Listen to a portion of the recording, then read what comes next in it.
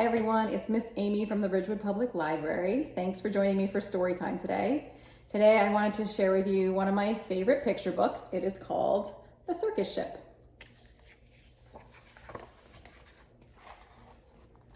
"5 miles off the coast of Maine and slightly overdue, a circus ship was steaming south in fog as thick as stew."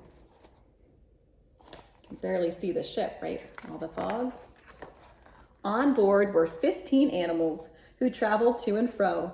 The next day it was Boston for another circus show. The captain, Mr. Carrington, was honest and sincere. He thought that they should drop the hook and wait for things to clear. But Mr. Payne, the circus boss, was terribly demanding. He stomped up to the helm where Captain Carrington was standing and screamed, "Don't stop! Keep going, I've got a show to do. Just get me down to Boston town tomorrow, sir, by 2. How rude, right? Then came a crash, an awful bash. Things flew into the air. The ship had smashed into a ledge that no one knew was there. Oh no, look at all the animals flying into the water. What's going to happen? The shattered ship began to tip, then sank without a sound. The splashing, thrashing animals swam round and round and round.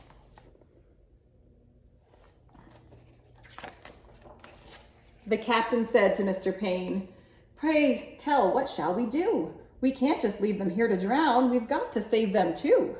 "The animals?" yelled Mr. Payne. "Why, sir, what are you, daft? It's me that you should rescue. Pull me up into the raft." "Now ferry me to safety, sir, before I die of cold." "Don't question me," barked Mr. Payne. "Just do as you are told." Through chilly water all night long, the animals swam on until they reached an island beach just before the dawn. They pulled themselves up on the shore, bedraggled, cold, and beat, then staggered to the village on weary, wobbly feet. They made it to an island. That's good news. The people in the neighborhood had just begun to rise, and when they saw those animals, they had to rub their eyes. They thought they saw an elephant, but wait, how could that be? And what's that little monkey doing in the cherry tree? See him? Soon animals were everywhere and into everything. There's an ostrich in the outhouse. There's a hippo in the spring. There's a tiger in the tulips. There's a lion on the lawn. There's a python in the pantry. It went on and on and on. Mr. Hood was stacking wood and nearly jumped a mile when he found the alligator sleeping on his pile. And Mrs. Dottie Daly, who grew daisies by the bunch, discovered that the zebra had been eating them for lunch. And Miss Fanny Feeney found, according to the rumors, the silly little circus monkey swinging in her bloomers. Getting into all kinds of trouble. But everything changed quickly, like the turning of the tide, the night the Abbott's shed caught fire with Emma Rose inside. From high above the Abbott's farm, the tiger saw the shed. The sight of smoke and fire triggered something in his head. He'd jumped through flames 1,000 times back in his circus days, so he ran past all the people and he leapt into the blaze. Then everybody panicked. "Help, help, what can we do?" When from the raging fire, something big burst into view. It was the most amazing sight, and everybody froze when they saw the tiger saving little Emma Rose. Wow, it's a brave tiger. The tiger's risky rescue changed everybody's mind. The animals weren't bothersome. The animals were kind. And so they lived together, side by side. They got along. It didn't seem like anything could possibly go wrong.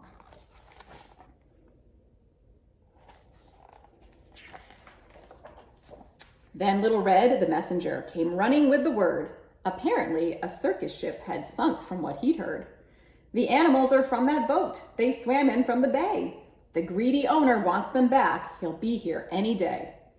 So the people called a meeting and they quickly hatched a plan. No animal that came ashore would sail off with that man.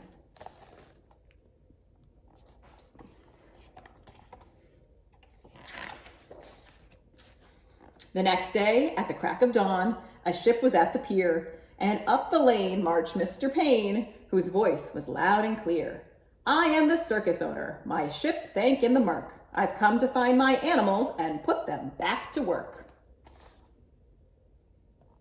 Uh-oh. He hiked until he came into the center of the town. His face was red. He scratched his head. He stood there with a frown. Mr. Payne looked high and low, but still he couldn't see the 15 circus animals of his menagerie. Where are they? Do you see any of them? Yeah, they're all hiding in plain sight. Look, there's the bear. And over here we have the gorilla dressed like a person. The monkey's in the baby carriage. There's a hippo looking like a rock. And it goes on and on, right? He doesn't see them. He ran around the alleyways. He searched the village square. He even checked a chicken coop. His animals weren't there. Mr. Payne was tuckered out.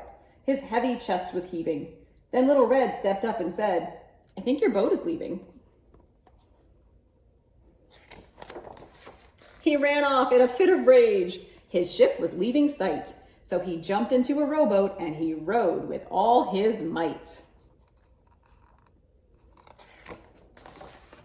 And from that day, they like to say, their lives were free of pain. It was a happy, peaceful place upon that isle in Maine. The end. They're going to live happily with their animal friends. You know, a fun fact, this book was actually inspired by a real event. There was a real shipwreck in the 1800s with circus animals on board, and they were rumored to have made it to some of the islands in Maine. So I hope you enjoyed it as much as I did, and I hope to see you at our next story time. Bye.